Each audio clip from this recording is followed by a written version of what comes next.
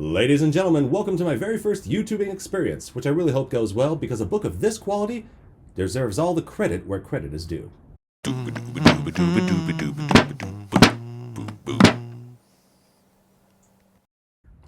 Hello, all you gorgeous people. EdmonTom here, relaxing with another book basking. And today, we're going to be taking a look at a graphic novel that I think everybody should be able to enjoy.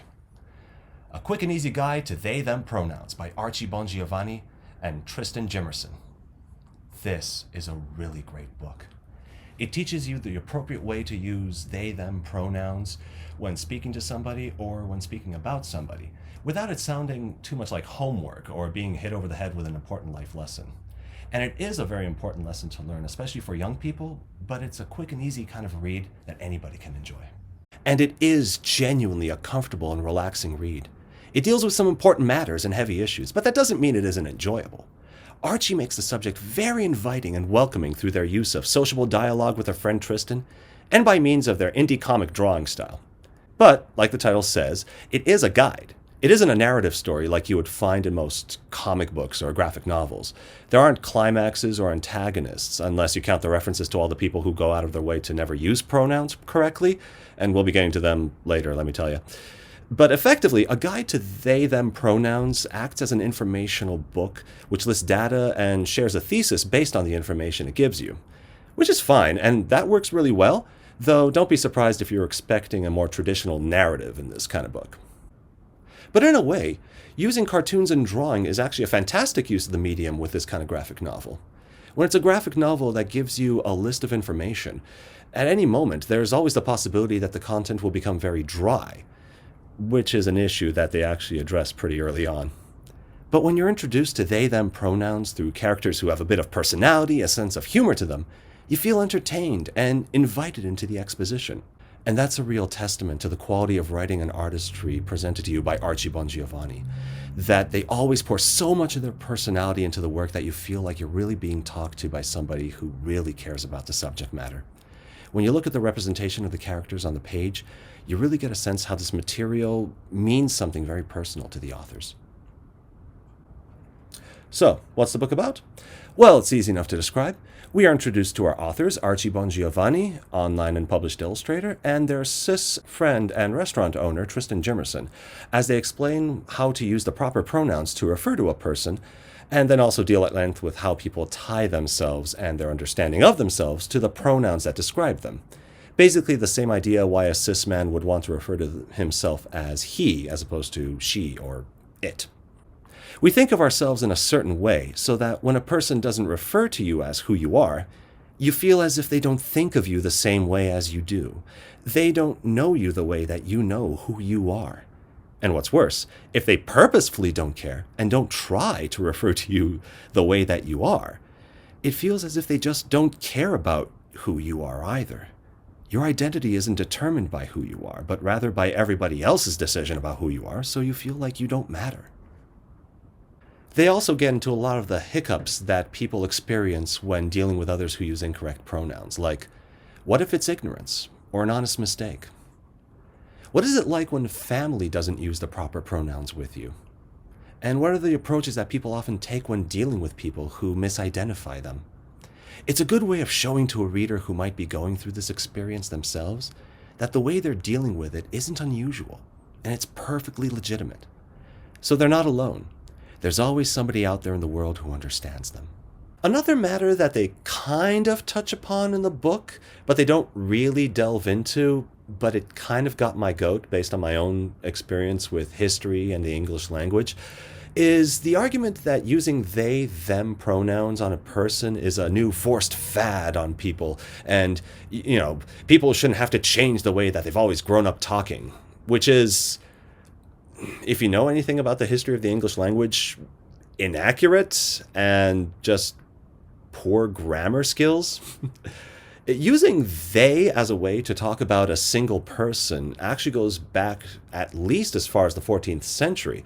And it was historically and often the way to refer to a person that you didn't know.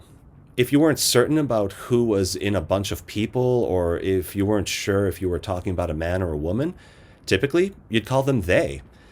This made sense for an older time when you didn't have the internet, when you didn't have television, when you didn't have telephones, when there weren't any cameras, and the only way you can get an idea about what a person looked like was either through portraiture, which may not have been accurate depending on the skill or the motivation of the painter, and it's not like everybody had the money to just hire artists for portraiture anyways, or more likely by having somebody describe the person to you, which again isn't the best method if the speaker really has it out for tall people or skinny people or whatnot.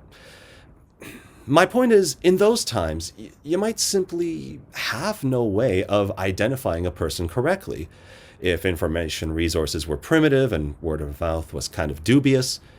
I mean, think about it. You're an English person who hears about the German name Franz for the first time in your life. How do you know if Franz is a boy or a girl? It kind of sounds like Francine, so maybe you think it's a girl's name.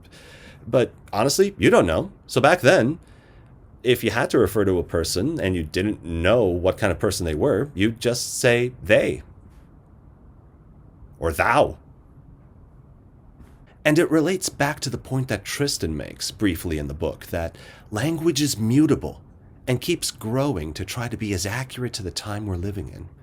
It's certainly not set in stone, and it's pretty sad when you try to set in stone, and frankly, when you try to be set in stone.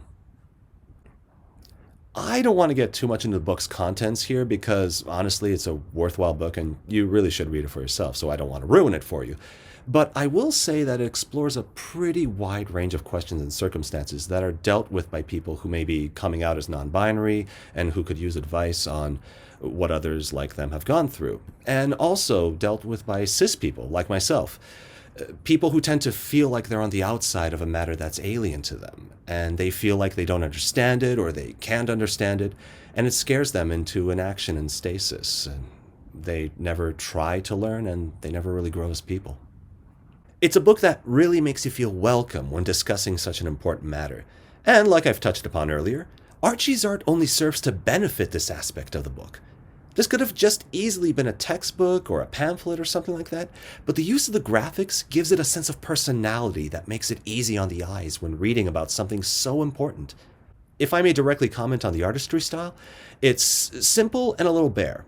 The whole guide is black and white with gray shading, no color, and it makes use of the panel setup for transitions, typical of classic comic books. There are no background images, and it's very rare for there to be more than 2 characters in a panel at any given time. The artistry style kind of reminds me of a zine or an online comic illustration, which, given what Bongiovanni does for a living, really makes sense. It's expressive and it's immediately relatable, without having to bog down the eye with too much realism.